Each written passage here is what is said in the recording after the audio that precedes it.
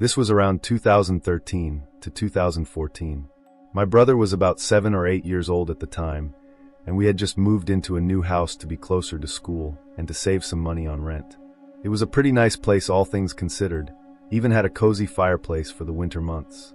Anyway, my brother was really into Batman back then, and had this Batman car that would light up and make sounds whenever you pressed a button. It was basically his favorite toy, and he played with it constantly. One afternoon he came inside from playing in the backyard and told us he had found something. My mom and I asked what it was. He showed us a photo of a young boy, one of those portrait cards you get when parents pay for school picture packages. The photo was dirty and worn down, so worn that you couldn't even make out the year it was taken. We figured some parent had simply lost their kid's picture somewhere along the way and left it there. No big deal. But then my brother said something that threw me off completely. He pointed at the photo and said, "That's Buddy. He's my friend." I looked at him with an expression that basically asked him to repeat himself, and he did. I slowly nodded along like I knew what he was talking about, but internally I was confused. The main reason it caught me off guard was that my brother didn't make friends easily, and I wasn't aware of him having any. On top of that, this Buddy had only come up since we moved into this house. I shrugged it off and figured maybe he had made friends with a kid from one of the neighboring houses and somehow ended up with the school photo as a keepsake. That night around 3 in the morning, while everyone in the house was asleep, I woke up to the sound of my brother talking. Annoyed, I got up and walked into his room to tell him to go to sleep before he woke our parents. What was strange was that when I walked in, he was sitting completely upright in his bed, as if he was genuinely having a conversation with someone rather than just mumbling to himself or talking to his toys. I told him to go to sleep and went back to bed. A couple of days later, my mom brought up my brother and asked if I had noticed him getting up at night. I told her I hadn't, except for waking up to him talking that one time. She said he had been acting a little off lately, but as usual we both shrugged it up to him, just being a kid. Now my bed was positioned directly across from my door, so if I rolled over I had a clear line of sight into the hallway. One night, I woke up needing to use the bathroom. Since I have always been afraid of the dark, I left the hallway light on, knowing my dad would eventually switch it off when he got up and I would probably be asleep by then. I was lying in bed facing my door when a sudden noise made me jump. It was my brother's Batman car going off. I got up to tell my brother he shouldn't be up that late playing, but when I walked into his room, he was sound asleep in his bed. The toy was across the room on the floor, still making noise. I walked over and turned it off and eventually got back to sleep. In the days that followed, my brother would not stop talking about Buddy. It was honestly starting to get to me, so I walked over to both of the neighboring houses on either side of us. One house didn't have any kids at all, and the other was completely vacant. That made me uneasy, but my dad figured it was probably just an imaginary friend my brother had made up, and I went along with that since I couldn't come up with a better explanation. But nearly every night from that point on, one of us, whether it was my mom, dad, or sister, would mention that they had heard my brother's toy going off and had to go in and turn it off. I told them I had experienced the same thing, and brought up again the night I had caught my brother seemingly talking to someone. My dad was convinced the toy must have been motion activated, but we had never seen anything about motion activation when it was purchased. My sister and I were so unnerved at this point that we started sleeping together in my room, which I am genuinely glad we did, because otherwise I might have convinced myself the whole thing was some kind of bad dream. We were in there one night talking, trying to keep each other calm, when we heard the dreaded sound of my brother's toy going off. We both looked toward my open door and directly across into my brother's room. Our expressions turned to pure horror as we watched the toy roll past the doorway completely on its own. We screamed and ran straight to our parents' room. They got onto my brother, assuming it was his idea of a prank. But what he said in response sent a chill right through me. He looked at us and said it wasn't him. He said Buddy wanted to play. That night the toy went in the trash, batteries removed.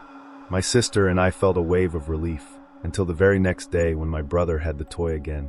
Our parents accused him of digging it out of the garbage. He told them Buddy got it for him. This time the toy was broken into pieces and thrown away for good. My brother was obviously upset about it, but our parents got him a new Batman figurine and things seemed to settle down. About a week went by and it genuinely felt like things had returned to normal, like Buddy was gone. Then one day my mom was cooking chicken on the George Foreman grill on the kitchen counter. She had walked into the living room to ask us something when we all jumped at the sound of a loud crash coming from the kitchen.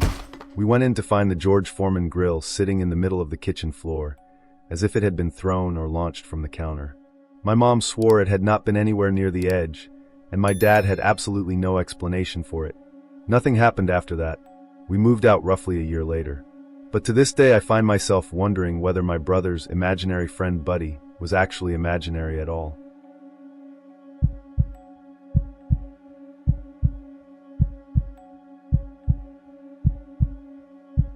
This happened when I was a young child, around 8 years old. My parents had me late in life, and both of my older siblings are at least 10 years older than me. One night, I was woken up in the middle of the night by a commotion coming from downstairs. It was my parents. I cracked my bedroom door open and could hear them freaking out about something, though I couldn't make out exactly what it was. I walked over to the top of the stairway and called down to them. My mom came to the bottom of the stairs and told me to go back to bed. I did exactly that without asking any questions, though I could clearly tell that something had them both really stressed out. I was trying to fall back asleep when I heard the front door slam shut downstairs, and then it went completely silent. I figured they had left the house, though I had no idea why. Either way, I did what my mom said and drifted back off to sleep. I woke up again a little while later to sounds coming from downstairs. It was the front door closing, followed by footsteps, but no voices. Naturally, I assumed they had come back home and were just being quiet so they wouldn't wake me. I lay there listening to the occasional steps and thuds moving around down there. I heard drawers and cabinets being opened and closed, and I was pretty sure I heard the fridge open too. I told myself it was probably my older brother Chris, who was 10 years older than me and already driving at the time. Him getting home around 2 in the morning and raiding the fridge was completely normal behavior, nothing out of the ordinary at all. These were all the logical explanations I was running through in my head to make sense of what I was hearing. Eventually I heard footsteps coming up the stairs, getting louder and closer until they reached the top, and then moved directly toward my door. My door slowly and quietly pushed open. I didn't sit up or move at all. I just lay there with my eyes open, facing the doorway. There were no lights on anywhere outside my room, so whoever was moving around out there was doing it completely in the dark.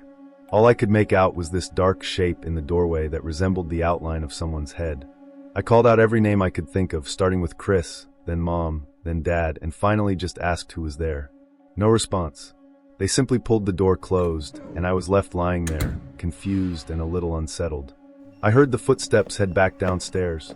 I convinced myself it was my dad, that he had just gotten home and come to check on me, and that for whatever reason he was ignoring me. After a while I stopped hearing anything from downstairs at all. Eventually curiosity got the better of me, and I decided to go down and check. I kept all the lights off as I made my way through the dark toward the kitchen, and I froze in the doorway when I spotted a tall figure standing right in the middle of the room. I called out Dad, assuming it was him just based on the size of whoever it was. A deep voice told me to go back upstairs. I turned around and ran back up the stairs as fast as I could, jumped into bed, and pulled the covers over myself. The only thing going through my mind was why my dad's voice had sounded so strange. The idea that it could be a complete stranger standing in my house didn't even register in my young mind, at least not right away. It didn't start to sink in until a little while later when I heard the front door open again and voices coming from downstairs. It was my parents. I went back to the top of the stairs, and they were genuinely stunned to see me still up. I asked them what had happened, and they told me that Chris had been in a little accident, but that he was going to be okay. I found out about a month later that he had gotten into a car crash while driving in a condition he absolutely should not have been behind the wheel in. My parents had received a call from the hospital and rushed straight out the door to go see him, leaving me asleep in the house. When I asked my dad if he had come into my room earlier, that's when it became clear that they had been gone for hours. My mom immediately started panicking and went off on my dad for not locking the front door when they ran out. When I told them about the figure that had come to my bedroom door and the person I had seen standing in the kitchen, my dad grabbed his gun and went through every room in the house while my mom called the police. The last clear thing I remember from that night was being asked by a police officer to walk through what I had experienced.